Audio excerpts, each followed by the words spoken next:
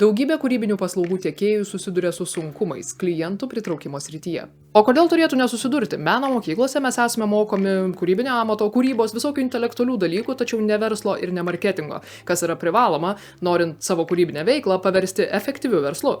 Todėl kiekvienas klientų ieško kaip išmano, o tie, kurie išmano mažiausiai, klientus medžioja socialinėse medijose, iš esmės besisukdami freelancerių ir kūrybininkų grupėse. Ar kada nors matėte, kas darosi kūrybinių paslaugų tiekėjų ieškančios skelbimo komentaruose? Dešimtis ar net šimtai kūrėjų it skeriai suskrenda į komentarus su savo portfolio, mandagiai siūlydami pagalbą ir vis mažesnes savo paslaugų kainas. Jums pagelbėti čia visuomet pasiruošęs Zenonas Media, Mech Productions, Ilona Photography ar Design by Regina. Beveik visada nieko neišsiskiriantis ir tarp tūkstančio kitų visiškai vienodi pavadinimai ir prekių ženklai, kurie nėra nei prekių ženklai, nei pavadinimai. Bet tebūnie ir tokie pavadinimai gali reprezentuoti kokybišką prekių ženklą, jeigu jie į savo komunikaciją integruotų vieną iš svarbiausių prekių ženklo formavimo aspektų – pozicionavimą. Pozicionavimas yra atsakingas už tai, kaip vartotojas suvokia jūsų produkto, paslaugos ar prekių ženklo identitetą. Su kuo jūs asocijuoja, kokias savybės jumise atpažįsta, kokias vertes įsivaizduoja, kai galvoja apie jūsų produktą. Tinkamas pozicionavimas užtikrina išskirtinumą konkurentų rinkoje ir efektyvesnį tikslinės auditorijos pasiekimą.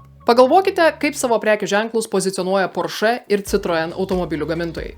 Esu tikra, kad net jeigu ir negalite kol kas to pasakyti žodžiai, širdyje jaučiate, jog Porsche yra prabangos, prestižo, aukšto techninio efektyvumo sportinio automobilio etalonas. O Citroenas kvepia praktiškumu, vidutinių miesto gyventojų ir įkandama kaina. Nepaisant to, kad abu automobiliai atstovauja tą pačią rinką ir iš esmės atlieka tą pačią funkciją – nuvežti mus nuo taško A į tašką B. Naujausių Porsche gaminių kainos yra dvigubai ir net keturgubai didesnės negu naujausių Citroeno gaminių.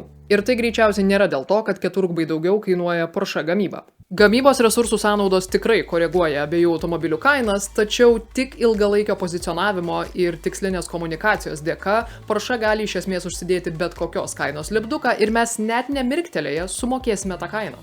Na, o ką tai turi bendro su kūrybinio verslo valdymu ir socialinių medijų komentarais? Tai, kaip savo prekės ženklą pozicionuojate ir kaip apie jį komunikuojate jūs, lygiai taip pat nulėmė, kokį vaizdą apie jį, kokį jausmą apie jį susidaro jūsų potencialus klientas. Kalbėkim paprastai. Jeigu aš matau Zenonas Media po kiekvienu bent truputį kūrybinės paslaugas pamininčių skelbimų socialinėse medijose, aš galiausiai imu manyti, kad Zenonas nežino, ką daro. Jis nežino, kas yra jo tikslinis klientas, neturi unikalios vertės pasiūlymo, neturi konkrečios specializacijos, ko pasiekoje neturi aukštos ekspertizės nė vienoje teikiamoje paslaugoje ir viską geriausiu atveju atlieka labai vidutiniškai. Bet Zenonas Media nepraleidžia nė vieno socialinių medijų darbo skelbimo, ar tai videografija, ar tai fotografija, ar tai dizainas, ar tai socialinių medijų vadyba. Zenonas Media bus jūsų komentare, besisiūlantis padėti. O gal Zenonas atstovauja agentūrą, klausite jūs, ir tai labai realus klausimas. Būtų labai faina tikėtis, kad toks visų sričių ekspertas iš tiesų atstovauja kokią nors marketingo agentūrą. Tačiau kodėl tada Zenonas Media savo paslaugas siūlo ir po tais darbo skelbimais, kurie specifiškai ieško pradedančiųjų ir aiškiai nurodo vos porą šimtų eurų biudžetą? O Zeniau, kaip išlaikysi savo agentūrą? Greičiausiai vien beklausydami visos šitos istorijos susidarėt įspūdį, kad Zenonas Media nėra labai patrauklus kūrybinių paslaugų tiekėjas ir nekelia pasitikėjimo. Savo paslaugas siūlydamas po kiekvienu įrašu, Zenonas Media savo auditorijai komunikuoja ne ką kitą, o tik tai, kad yra visiškai neišskirtinis, neturi jokios aukštos ekspertizės nė vienoje srityje ir yra prieinamas absoliučiai visiems. O jeigu sekate mane bet kurioje platformoje, jau žinote, kad tie, kurie kuria kažką visiems ir bando parduoti visiems, iš tikrųjų neturi ką pasiūlyti niekam. Taigi, kūrybinių paslaugų rinkoje Zenonas Media yra net ne Citroenas, o greičiau Dacia. Na bet kaipgi išvengti tokios nemalonios pozicijos, į kurią pakliuvo Zenonas Media ir į kurią pakliūna labai daug pradedančiųjų kūrėjų? Visų pirma, turime nuoširdžiai nuspręsti, kokį verslą renkamės kurti ir kur specializuosimės. Savo knygoje Win Without Pitching Manifesto Blair Enns dėsto 12 manifestinių teiginių, kuriais turi vadovautis kiekvienas kūrybinių paslaugų verslininkas siekiantis turėti kokybišką klientų ratą ir užtikrintą poziciją rinkoje. Ne veltui pats pirmas autoriaus teiginys ir yra – mes specializuosimės. Knygoje autorius nurodo 3 žingsnius pozicionavimosi link. Mes privalome pasirinkti savo specializacijos fokusą, kuo siauresnis mūsų fokusas, tuo geriau. Privalome artikuliuoti šį fokusą nuolatos patvirtindami savo ekspertizę pasirinktoje specializacijoje. Galiausiai privalome nuolatos dirbti tam, kad stiprintume savo ekspertizę, įgūdžius bei procesus reikalingus mūsų pasirinktos specializacijos kokybei užtikrinti. Trumpai tariant, pasirenkam kryptį, nišą, specializaciją, nuolatos tikslingai komunikuojam apie pasirinktą specializaciją ir iki gyvenimo galo ugdomės ir tobulėjam, kad būtume lyderiai savo pasirinktoje specializacijoje. Tai, ką autorius šiame kontekste vadina pozicionavimu, labiau patyrę verslo žmonės vadina tiesiog verslo strategijos pagrindais. Priimti sprendimą susiaurinti savo specializacijos fokusą gali būti labai sudėtinga. Ypač tai gali būti sudėtinga kūrybiniam protui, kuris tik ir kvėpuoja įvairovę ir naujų problemų sprendimu. Tačiau tai yra vienintelis užtikrintas būdas turėti lyderiaujantį prekės ženklą savo pasirinktoje srityje ir pasiekti tikslinius, kokybiškus ir, žinoma, gerai mokančius klientus. Žiūrėkit, bet visa tai nereiškia, kad jūs dabar pat turit imti ir nustoti komentuoti po darbo skelbimais socialinėse medijose.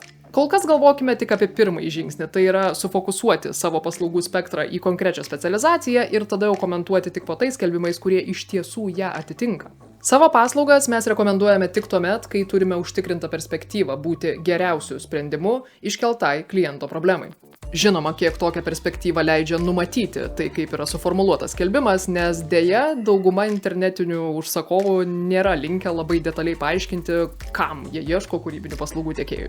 Galiausiai privalome nepamiršti, kad socialinės medijos atstovauja labai ribotą kiekį klientų. Galbūt jūsų tikslinis klientas net nesilanko tam Facebook'e ar Instagram'e.